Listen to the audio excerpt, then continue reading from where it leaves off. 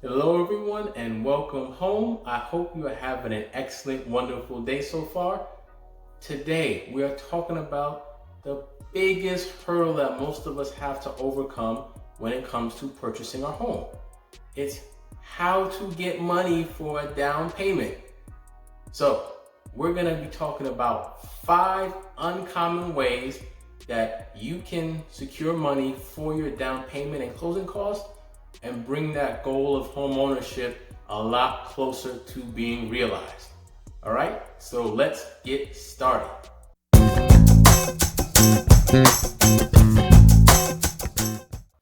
Now, for all our first-time viewers, my name is Justin Simmons. I'm a licensed real estate salesperson in New York and Connecticut with DKC Realty Group.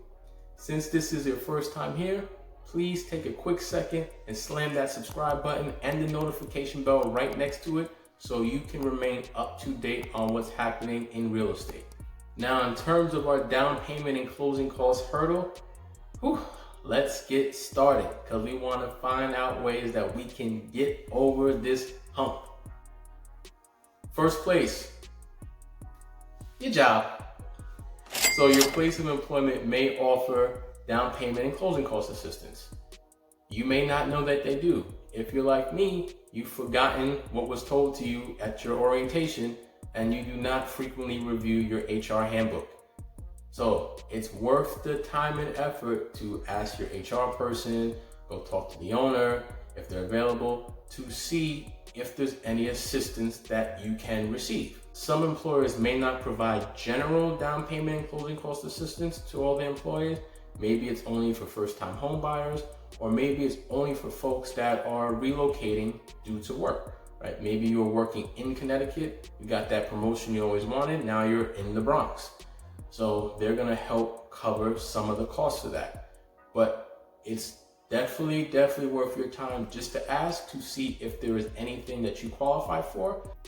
Second thing, all my folks doing SUSU, doing partner, or any other name we have for it, this is the time to save your hand or your payouts, depending on when you want to purchase, how frequently you get a payout, and what the amount is. You can strategize early so you have everything you need to cover all of your down payment and closing costs, or at least cover a portion of it, right? So it's better to start early and start thinking of other ways you can use your funds. My folks with the SUSU, or really anyone who has any money that's not in a financial institution, you definitely want to talk to your lender about getting your money seasoned early in the process so you can actually use it when purchasing your home. Now, this next one, special.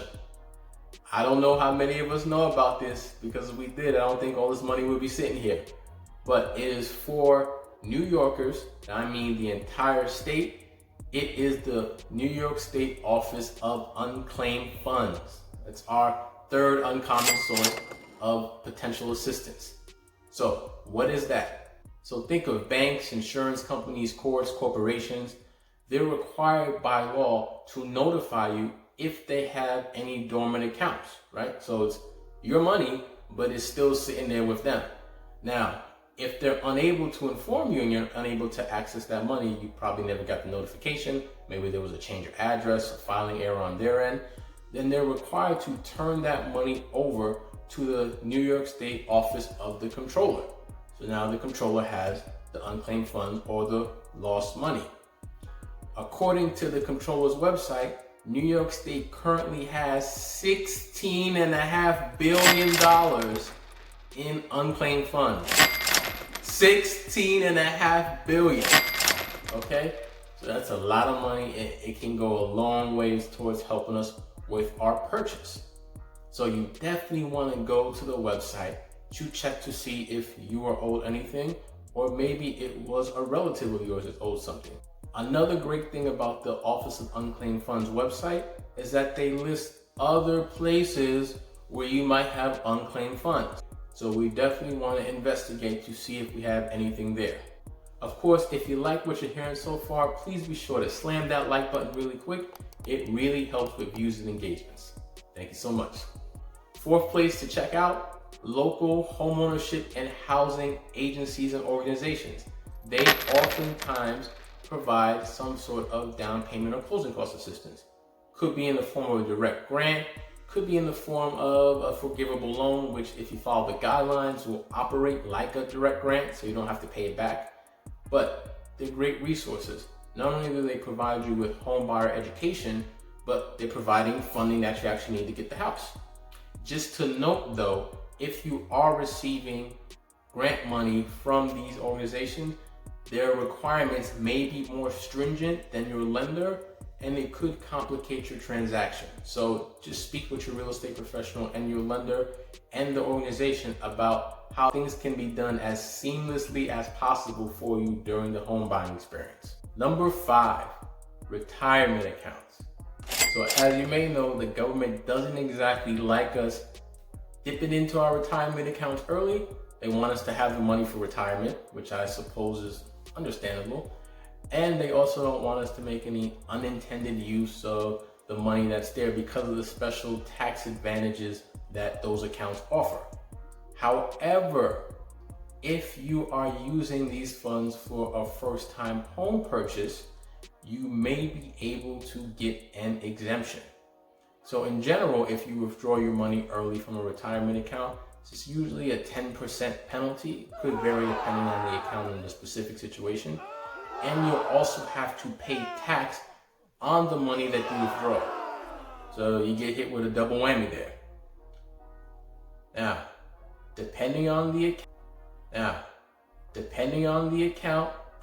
situation, for your IRA, 401k, 403b, 457b, whatever else we got out there, you may be able to withdraw the money without a penalty for your first time home purchase, and possibly not even have to pay a tax on it.